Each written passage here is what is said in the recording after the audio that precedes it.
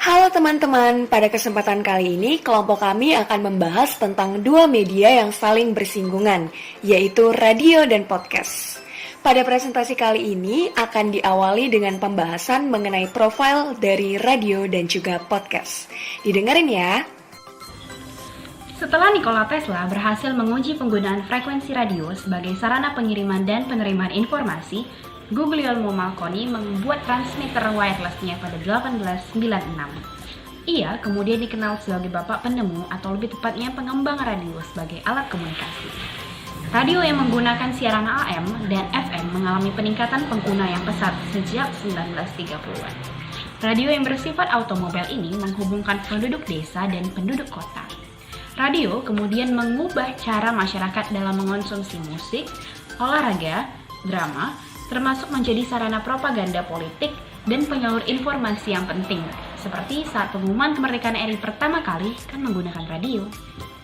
Dengan semakin tingginya penggunaan radio kala itu, banyak perusahaan yang kemudian melirik radio sebagai sarana untuk beriklan, atau lebih tepatnya sarana untuk mempromosikan produk mereka. Misalnya, obat-obatan, makanan, soft drink, kopi, bahkan mobil.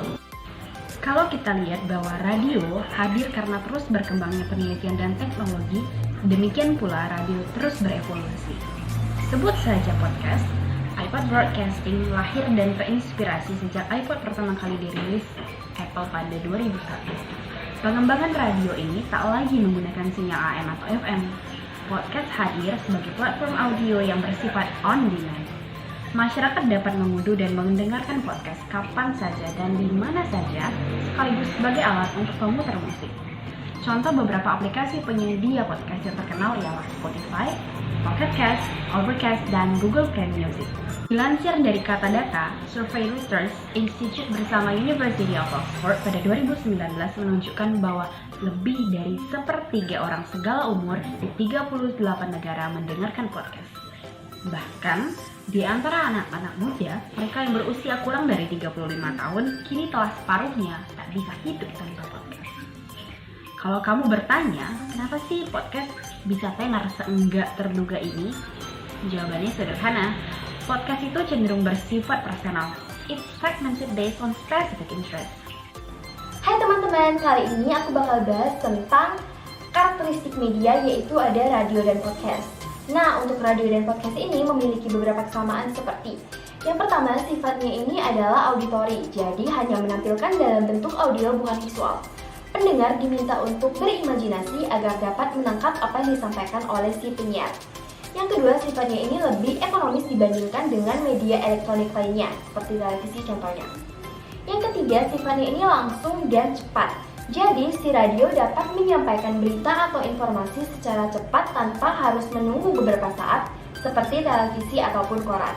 Yang keempat, bersifat personal, jadi dapat langsung sampai ke isi hati si pendengar. Dan yang terakhir, sifatnya ini adalah fleksibel dan tanpa batas. Fleksibel yang dimaksudkan adalah si pendengar dapat mendengarkan radio sambil melakukan pekerjaan lainnya, seperti menonton, seperti memasak, mengemudi ataupun sedang belajar. Dan tanpa batas yang dimaksudkan adalah radio ini dapat kita dengarkan di mana-mana, seperti di dalam mobil, di rumah, maupun di gadget yang sering kita bawa kemana-mana.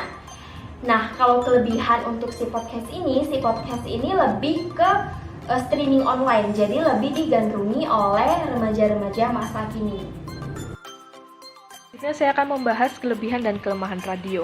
Menurut Asep Syamsul M. Romli, kelebihan atau keunggulan dari radio yaitu 1. Cepat dan langsung.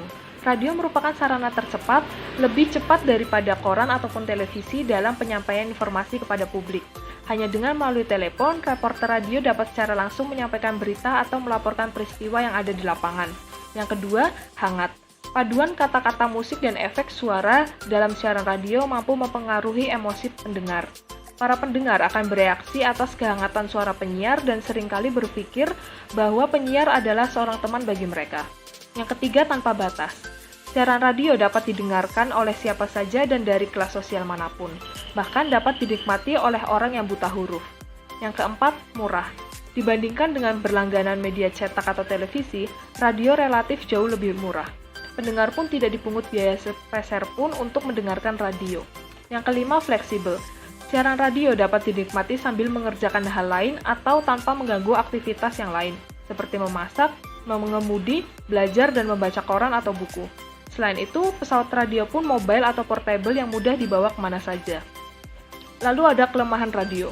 Kelemahan radio yang pertama yaitu selintas. Radio dapat diakses cepat dan seketika, juga cepat hilang dan gampang dilupakan. Pendengar tidak dapat mengulang apa yang didengarnya, tidak seperti membaca koran yang dapat mengulang bacaannya dari awal tulisan. Yang kedua, linear. Program disajikan dan dinikmati pendengar berdasarkan urutan yang sudah disiapkan. Tidak dapat di-skip. Beda dengan surat kabar, pembaca bisa langsung ke halaman tengah, akhir, atau langsung ke rubrik yang ia sukai. Yang ketiga, mengandung gangguan. Radio dapat mengalami gangguan seperti timbul tenggelam dan gangguan teknis seperti munculnya noise. Yang terakhir, lokal. Media radio bersifat lokal, hanya ada di daerah yang memiliki frekuensinya saja. Selanjutnya, saya akan membahas tentang kelebihan dan kelemahan dari podcast. Kelebihan dari podcast yang pertama ialah pengalaman yang didapatkan akan lebih personal, karena informasi akan disampaikan secara langsung kepada si pendengar. Dan bagi beberapa orang, pengalaman mendapatkan informasi dan ilmu pengetahuan melalui audio dapat lebih dimengerti dan dicerna dibandingkan jika menggunakan media lain. Yang kedua, penggunaan podcast cukup mudah untuk diakses karena terdapat informasi yang beragam dan dapat dicari sesuai dengan kebutuhan, serta dapat didengarkan atau didownload melalui gadget masing-masing. Yang ketiga, penggunaan podcast juga cukup fleksibel karena dapat didengarkan di mana saja dan kapan saja. Dan yang terakhir, penggunaan podcast dapat melatih stimulasi otak para pendengarnya dan juga dapat meningkatkan kredibilitas para podcasternya dengan podcast-podcast yang mereka buat. Selain kelebihan-kelebihan yang dimiliki oleh podcast, podcast juga mempunyai beberapa kelemahan.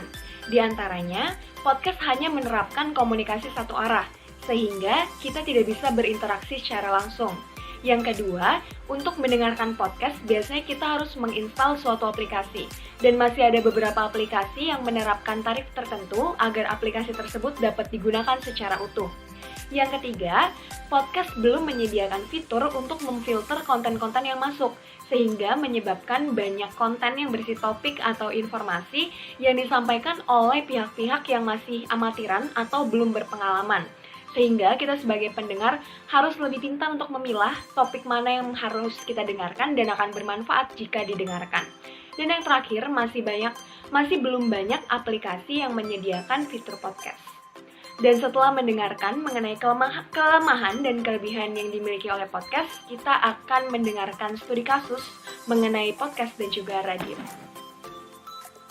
Case study yang pertama adalah dari radio. Menurut penelitian yang dilakukan pada tahun 2008 oleh Edet Tarmedi dan Dina Mustikasari tentang efektivitas iklan radio pada tingkat pembelian obat flu merek Mixagrip di daerah Banten, menunjukkan bahwa paparan iklan radio mempengaruhi dari total 44,5% tingkat pembelian produk Mixagrip di daerah tersebut. Hal ini menunjukkan adanya efektivitas iklan radio terhadap pemasaran produk di suatu daerah. Selanjutnya adalah case study podcast. Riset tentang podcast yang dilakukan oleh Edison Research pada tahun 2016 membuktikan adanya keefektifan podcast. Mereka menggunakan 1.000 orang responden dalam riset ini dan menyatakan bahwa 65% dari pendengar podcast akan lebih tertarik untuk mengonsumsi suatu produk, barang, atau jasa yang mereka dengar dari podcast. Dengan 45% responden akan melihat website yang didengar dan 42% akan mempertimbangkan untuk menggunakan produk atau jasa tersebut. Karena podcast pada umumnya berbentuk pre-recorded, maka iklan di dalam podcast akan berbentuk sponsorship.